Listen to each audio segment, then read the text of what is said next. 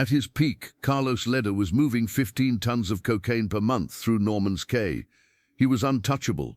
The DEA couldn't touch him. The FBI couldn't touch him. He'd outsmarted every law enforcement agency in the world. And then he made one decision that destroyed everything. A $50,000 chinchilla coat, a party with 300 guests, and a photograph that ended a billion-dollar empire. This is the story of how visibility kills. Chapter 1. The Peak, 15 tons per month. January 15th, 1981, 3:22 p.m., Carlos Lehder stood on the Norman's Cay airstrip, watching his 15th plane land that week. 15 planes in 7 days, each plane carrying 200 kilos of cocaine. That's 3,000 kilos per week, 12,000 kilos per month, 156,000 kilos per year. At $50,000 per kilo wholesale, Carlos Lehder was generating $7.8 billion in revenue annually. His cut was 20%. That's $1.56 billion per year. In 1981 dollars, Carlos Lehder was making more money than most Fortune 500 companies, and he was 31 years old. Norman's Cay had become the most sophisticated criminal operation in history. The island had 6 Cessna airplanes, 4 Piper Navajos, and 2 cargo planes. Carlos employed 47 people full-time: pilots, mechanics, security guards, radio operators, accountants, lawyers. This wasn't a drug smuggling operation. This was a multinational corporation.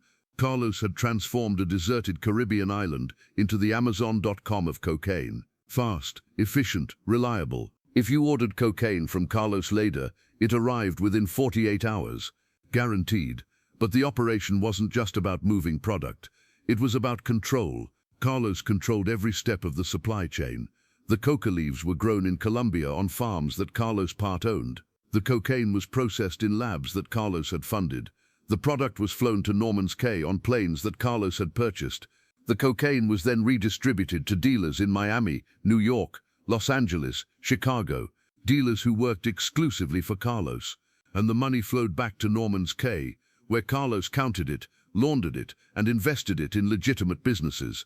Carlos owned real estate in Miami, New York, and Los Angeles. He owned nightclubs, restaurants, car dealerships. He had bank accounts in Switzerland, Panama, and the Cayman Islands. He had shell corporations in Liechtenstein and Luxembourg.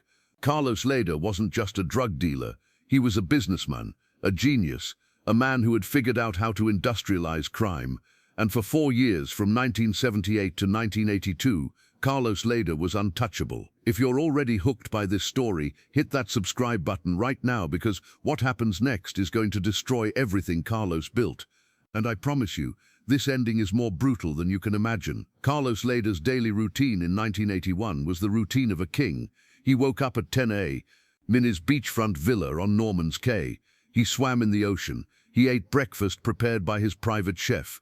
Then he walked to the operations center, a converted hangar where his team coordinated every flight, every shipment, every transaction. Carlos spent 2 hours reviewing the numbers: how many kilos were shipped yesterday, how much money came in, which dealers needed more product, which pilots needed to be replaced, which officials needed larger bribes. By noon, Carlos was done. The operation ran itself. He'd built a system so efficient that it didn't need constant supervision. So Carlos spent his afternoons living like a billionaire. He drove his speedboat around the island. He flew his private plane to Nassau for lunch. He threw parties on the beach. He dated models and actresses. He lived openly, visibly, luxuriously. And that was his first mistake. Because in the criminal world, the moment you become visible, you become a target. The DEA had been watching Norman's Cay since 1979. They'd flown surveillance planes over the island dozens of times. They'd taken photographs. They'd documented every plane that landed. They'd identified Carlos Lehder as the owner and operator, but they couldn't do anything about it. Because Norman's Cay was in the Bahamas, not U.S. territory. The DEA had no jurisdiction, and the Bahamian government refused to cooperate because Carlos was paying them millions of dollars per year. But in 1981, something changed. The Reagan administration made the war on drugs a top priority. Nancy Reagan launched her Just Say No campaign. The DEA budget tripled, and the U.S. government started putting pressure on the Bahamian government, massive pressure, threatening to cut off foreign aid, threatening to freeze Bahamian bank accounts, threatening to sanction the entire country if they didn't shut down Norman's Cay. Prime Minister Lyndon Pindling was in a difficult position. On one hand, Carlos Lehder was paying him $5 million per year personally. On the other hand, the United States was threatening to destroy the Bahamian economy. Pindling tried to play both sides. He took Carlos's money and told the Americans he was investigating, but everyone knew the truth. Pindling was corrupt, and as long as Carlos kept paying, Pindling would keep protecting him. But Carlos made a mistake so catastrophic, so idiotic, so unnecessary, that historians still debate how someone so intelligent could be so stupid. Carlos Lehder decided to throw a party. Chapter 2. The Party That Changed Everything. July 4th, 1982, 8 p.m. Norman's Cay was lit up like Las Vegas. Hundreds of tiki torches lined the beach. A stage had been built near the water with a professional sound system. A live band flown in from Miami was playing reggae and salsa. Tables were covered with lobster, steak, champagne, caviar, and 300 guests were dancing, drinking, celebrating American Independence Day on a Caribbean island owned by a Colombian drug trafficker. Carlos Lehder stood in the center of it all, wearing a white linen suit and a smile that said, "I own the world."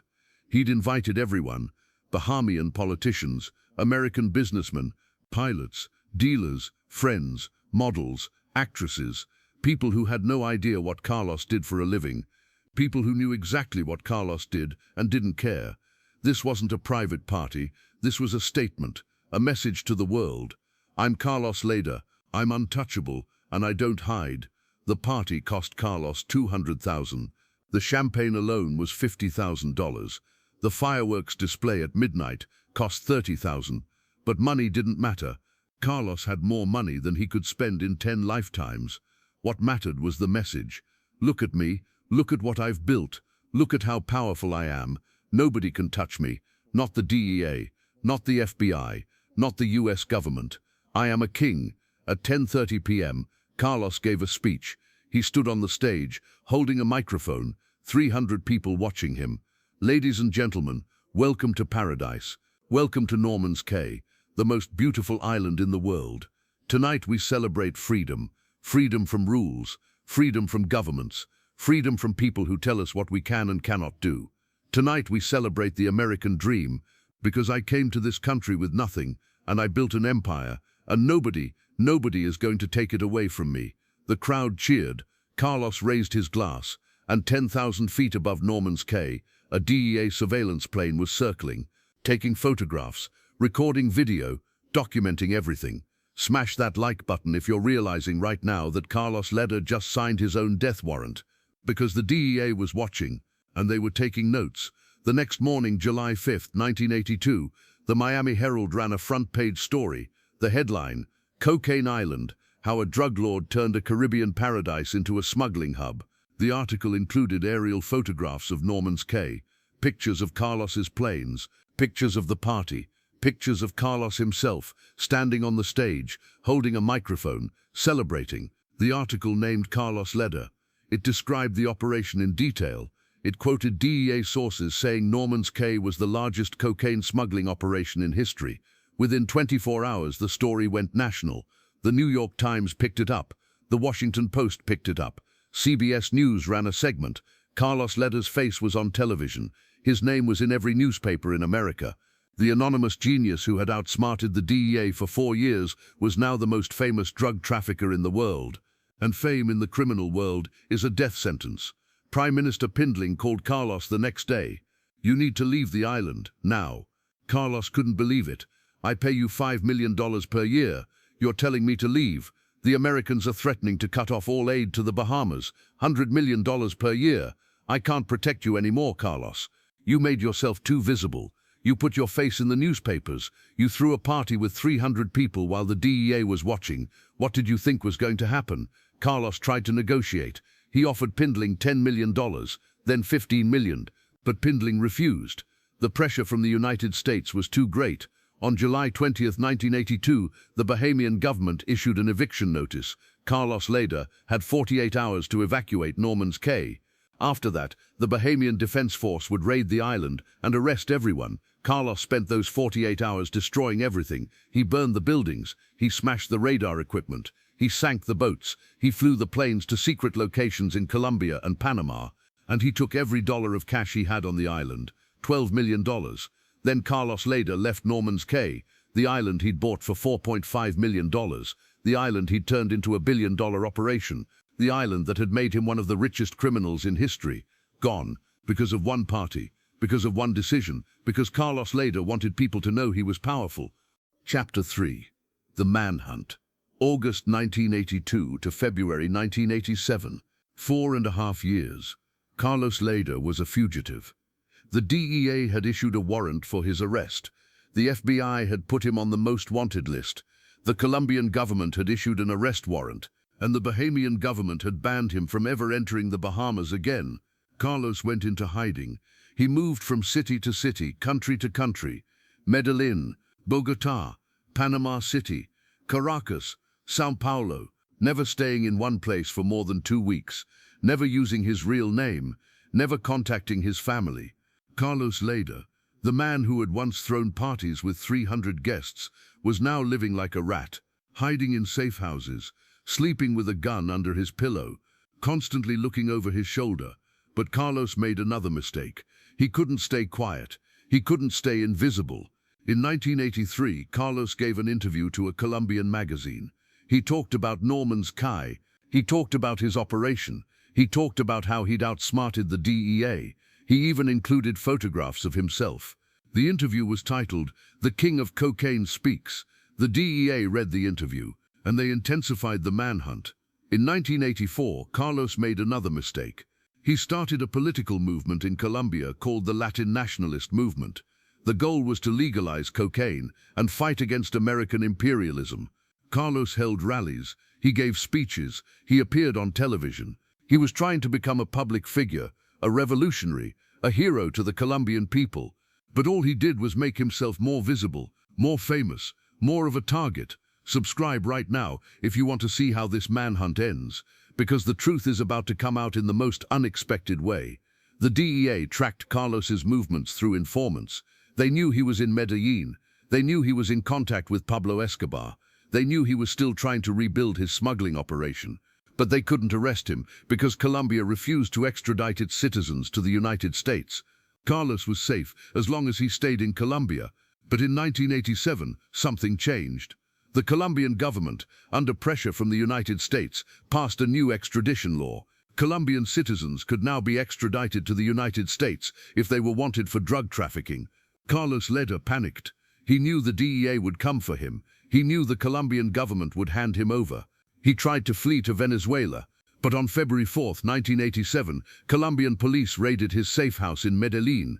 They arrested Carlos Lehder without a fight. And on February 6, 1987, Carlos Lehder was extradited to the United States, the first major Colombian drug trafficker ever extradited.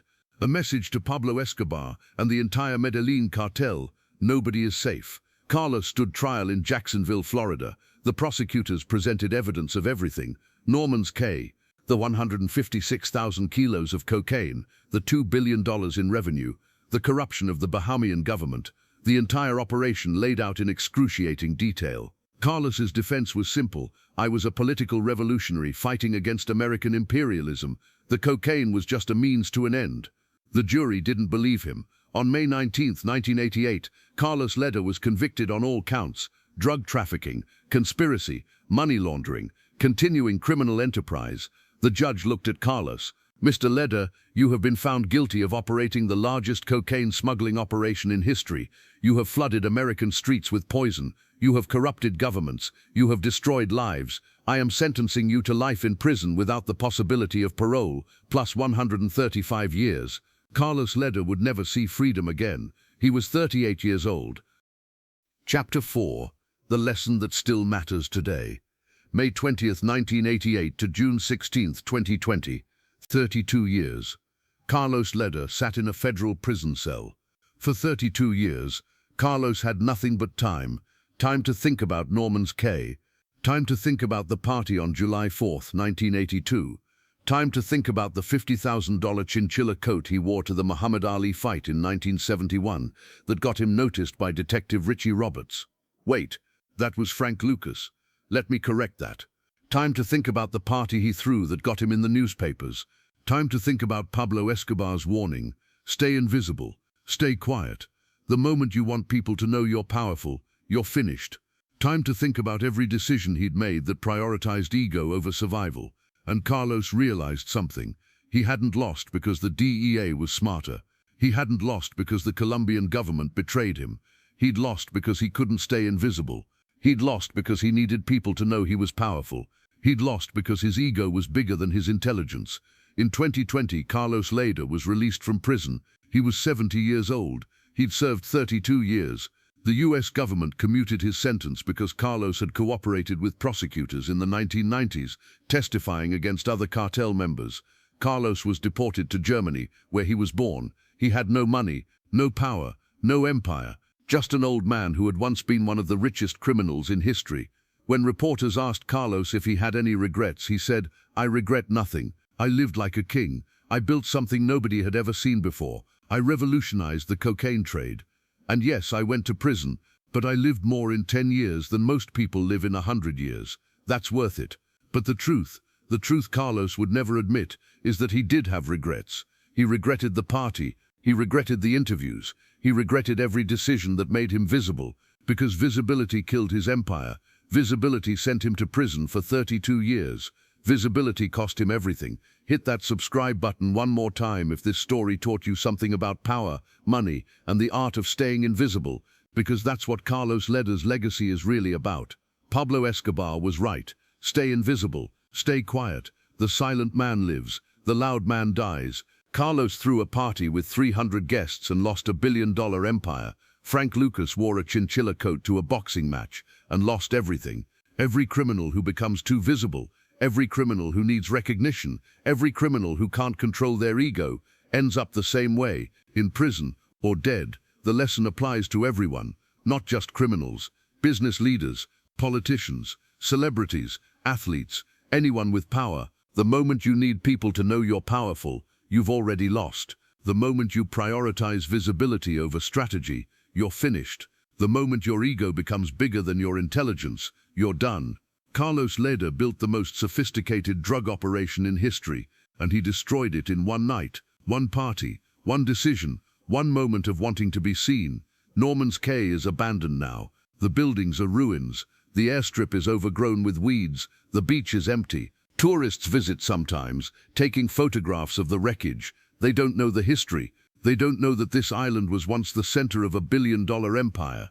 They just see a beautiful beach with some old buildings, a ghost town, a monument to ego. Carlos Lehder is 74 years old now, living in Germany, occasionally giving interviews, occasionally appearing in documentaries, still trying to tell his story, still trying to be remembered, still unable to stay invisible. Some lessons you never learn. Some people, they can't help themselves. The need for recognition is too strong. The need to be seen is too powerful. And that need, that ego, that desire for visibility, that's what destroyed Carlos Lehder. Not the DEA, not the Colombian government, not Pablo Escobar himself. Leave a comment telling me, what was Carlos Lehder's biggest mistake? The party, the magazine interview, or refusing Pablo's 50M? Because that's the question everyone's still debating. Rest in peace to the empire. Rest in peace to Norman's Cay.